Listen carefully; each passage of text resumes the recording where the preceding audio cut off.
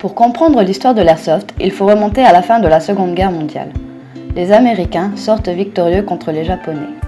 Le vainqueur impose l'occupation militaire sur le territoire japonais de 1945 à 1952, de peur d'une éventuelle extension du bloc communiste. C'est ainsi qu'en 1951, le traité nippon-américain est signé entre les deux nations. Ce traité accorde le droit de faire stationner des troupes militaires et d'établir des bases militaires américaines. En contrepartie, les Américains doivent défendre le peuple et ordonnent l'interdiction de posséder des armes à feu à tous les Japonais ne faisant pas partie de la police ou des services de sécurité. Cependant, les collectionneurs japonais ne sont pas d'accord sur cette interdiction. Ils vont contourner la loi en commandant des répliques d'armes en plastique. En 1962, pour répondre à cette demande, l'idée est de créer des Models Guns, des répliques exactes d'armes à feu avec une même échelle et une même taille. Maruzen, la société pionnière, crée des répliques d'armes en plastique totalement inactives. Les Japonais contourneront une seconde fois la loi, en 1970, où il est question d'impossibilité de transformation d'un objet en arme à feu. Des techniciens et ingénieurs débutent la transformation, voire la fabrication de ces répliques inertes en répliques d'armes pouvant tirer des projectiles non dangereux en utilisant l'air comprimé. Ces répliques ne peuvent pas dépasser plus de 2 joules en sortie de canon. Elles ont aussi les mêmes fonctionnalités que les vraies armes. Les premières répliques voient le jour avec le célèbre Tanyo Kobayashi, un ingénieur japonais. Il choisit la bille d'un diamètre de 6 mm et de l'air comprimé. Il crée ainsi les premiers lanceurs de répliques d'armes. On peut citer quelques marques célèbres qui se sont développées dans le secteur de l'airsoft, telles que Tamaka, WCG, Western Arms ou encore Tokyo Marui. Dans les années 80, c'est une société japonaise spécialisée dans les bas de gamme du modélisme. Elle se lance dans le secteur de l'airsoft en produisant des répliques et utilisant la technologie des voitures électriques télécommandées. Elle débute avec la fabrication d'une réplique de fusil d'assaut française, le FAMAS, qui s'avère être un succès.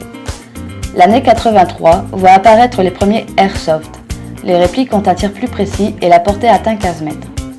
En 86, Tokyo Marui invente les répliques électriques. L'air comprimé est fourni par un piston poussé par un ressort. En 91, la Gearbox naît. C'est un élément d'une réplique électrique renformant toutes les pièces mécaniques utiles à la propulsion de la bille. En 93, la société invente le hop-up, utile pour l'augmentation de la portée des billes sans augmenter la vitesse de sortie. Mais au final, c'est quoi l'airsoft ?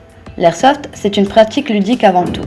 Elle permet l'utilisation de répliques d'armes en rafale ou en coup par coup. Elle propulse par gaz ou air comprimé des billes de matière plastique ayant un diamètre de 6 mm, qui est un diamètre standard, ou de 8 mm, peu utilisé et pour certaines répliques spécifiques.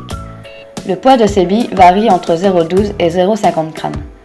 D'abord la 0,12 qui est spécifique au spring de marché, la 0,20 pour les répliques de poing telles que l'AEG, les 0,28, 0,30 sont pour l'anti-snipe et le snipe, et les 0,40, 0,50 pour le snipe. C'est un jeu opposant 2 ou plusieurs équipes. Elle voit le jour sous le nom de Survival Games ou War Games. Les répliques prennent le nom de Airsoft Guns, donnant le nom à la discipline.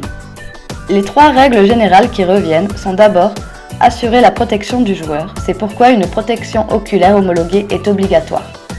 Les joueurs peuvent avoir l'obligation d'observer une distance minimale d'engagement selon les puissances des répliques utilisées. Beaucoup d'équipes s'accordent à interdire les tirs en aveugle, les rafales à courte distance et la visée dans la tête lorsque ce n'est pas nécessaire. L'avènement de l'airsoft se voit dans les années 87-88, lorsque les répliques sont distribuées dans le monde entier.